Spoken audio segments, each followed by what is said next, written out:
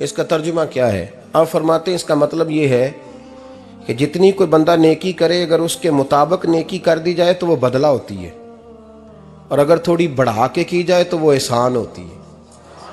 फरमाया रब करीम फरमाते हैं इस तरह करो, ज़रा सोच लो बचपन से लेकर आखिर तक, जहाँ तक तुम मौजूद हो, तुम्हारे माँ बाप ने तुम्हारे साथ क्या किया है। अगर उससे बढ़ा के करोगे तो इसका मतलब है तुमने एहसान किया है। माँ बाप जो होते हैं ना, ठंडी छाँव, मीठी जिंदगी।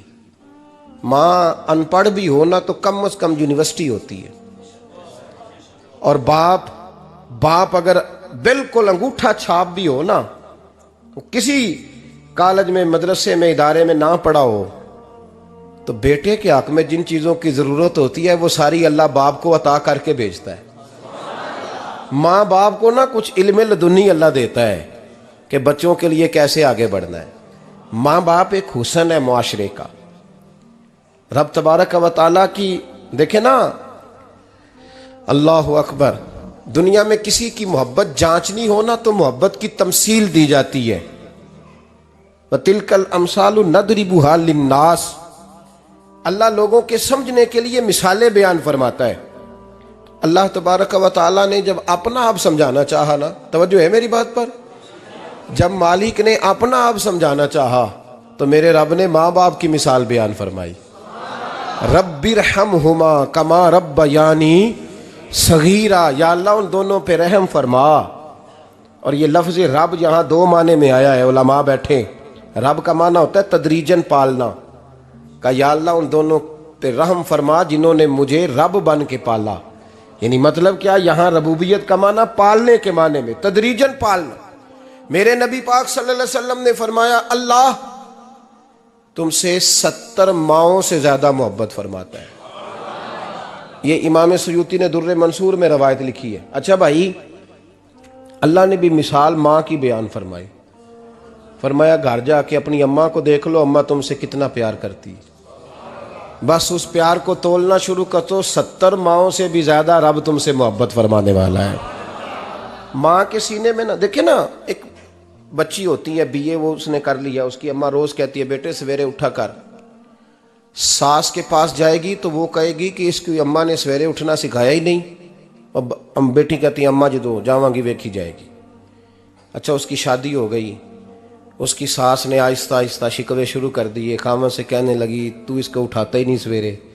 वो भी कहता है कमरे में जाके अम्मा शिकवा करती है तू उठती नहीं। और बच्ची लाडली थी, वो नहीं थी उठती टाइम पे। जिंदगी के 22 साल 23 साल वो सवेरे नहीं उठी, वक़्त पे नहीं उठी, मिसाल दे रहा हूं। फिर उसी बेटी को अल्लाह ने एक बेटा अता कर दिया।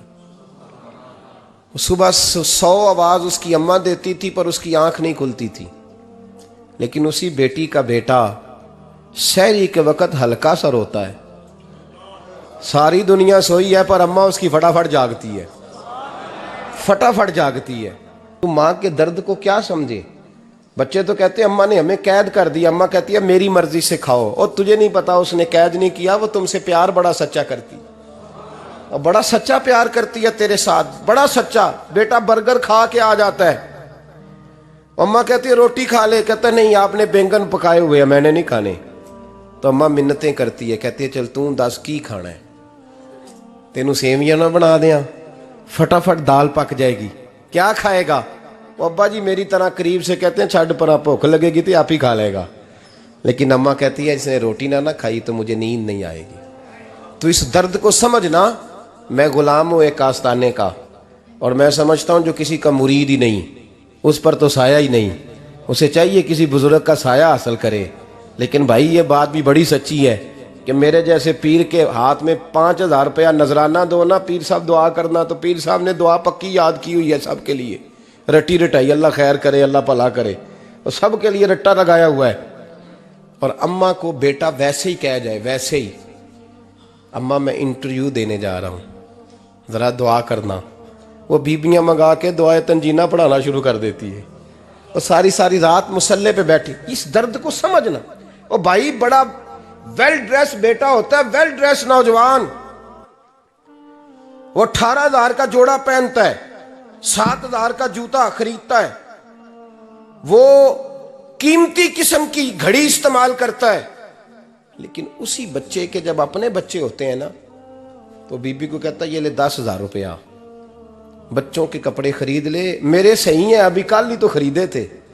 तिरमिजी शरीफ के लफ्ज हैं, एक सहाबी ने आके अर्ज की, या रसूल अल्लाह, पैसे विरासत के नहीं, मेरे अब्बा जी ने नहीं दिए मुझे, और मैंने खुद मेहनत करके कमाए, अब मेरा अब्बा मुझसे पैसे मांगता है तो क्या करूं, और मेरे हैं, मैंने कमाए हैं, अब्बा जी ने नहीं दिए, विरासत नहीं, हिस्सा नहीं मिला।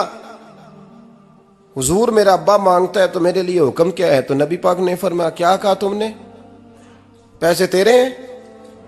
कहा हुजूर हाँ। तो फरमाया अब्बा किसका है?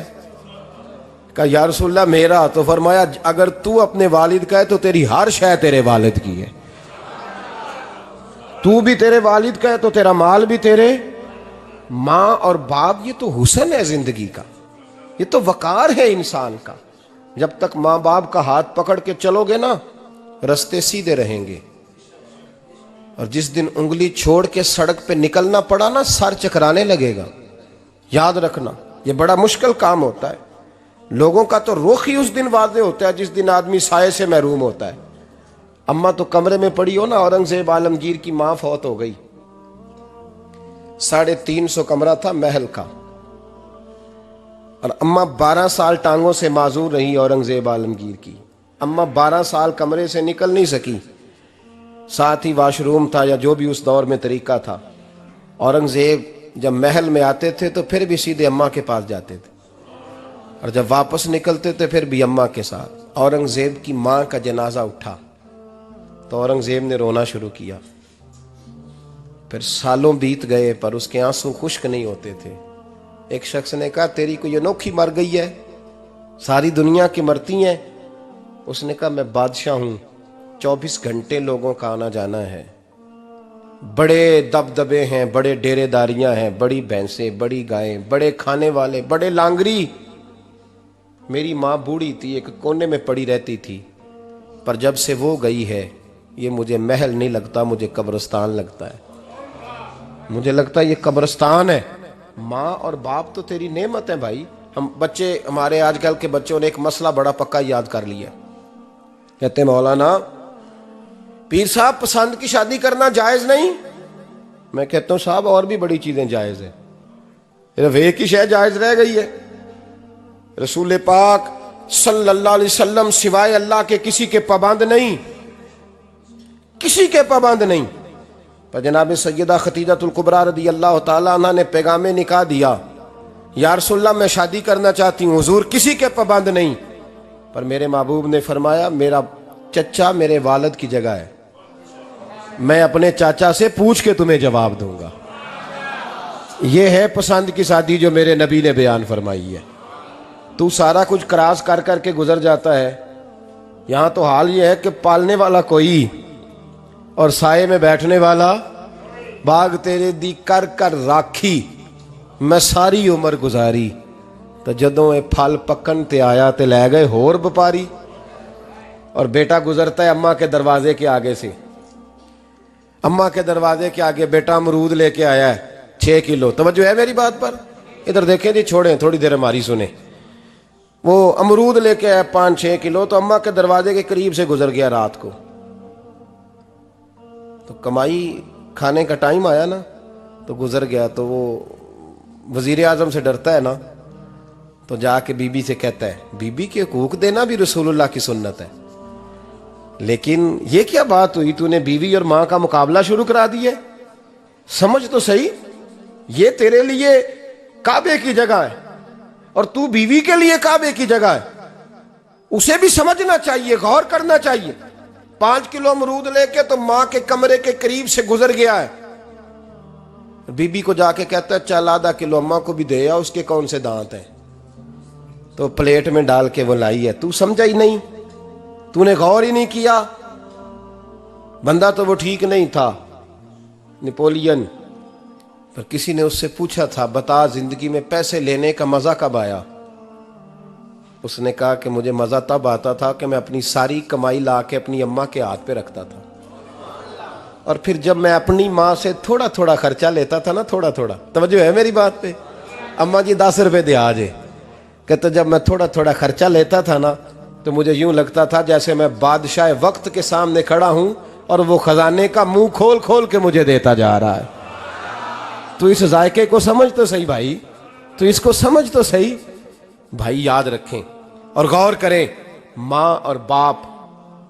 अब ये भी सुन लें, नबी पाक सल्लल्लाहु ताला अलैहि वसल्लम ने माँ बाप के लिए फरमाया हुमा जन्नतुका व नारुक, यही तेरी जन्नत है और यही तेरे लिए जहन्नम है। अगर ये राजी हो गए तो तेरे लिए जन्नत है, नाराज हो गए तो चाहे तू 100 पीर के मज़ार पे हाजिरी दे आ, लेकिन जब तक अब्बा राजी नहीं उतनी देर तक अल्लाह राजी।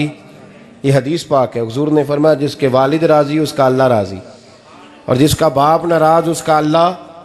हाँ बेशक, अब ये हदीस है ना, तो सारे वली एक तरफ बैठ जाएं, कहें या अल्लाह बख्श दे मुरीद को, लेकिन अगर अब्बा कहे या अल्लाह ना माफ करना, तो अल्लाह उन औलिया की नहीं मानता, वालिद की मानता है। इसलिए बुल्ले शाह आसमानी उड्दियां पढ़ना है, जेड़ा घर बैठा उन्होंने पढ़िया ही नहीं। भाई याद रखो, माँ बाप से प्यार करो, इनकी खिदमत करो, इनके पास बैठा करो, और माँ बाप को टाइम दें, वक़्त दें, चंद घड़ियाँ उनके पास बैठें। आप यकीन करें, अब्बा जी से आप मशवरा कर ले, सिर्फ मशवरा, मर्जी बेशक अपनी करें, लेकिन उस मशवरे में आपको इतना साया मिलेगा कि ज़िंदगी में कभी नाकामी नहीं होगी।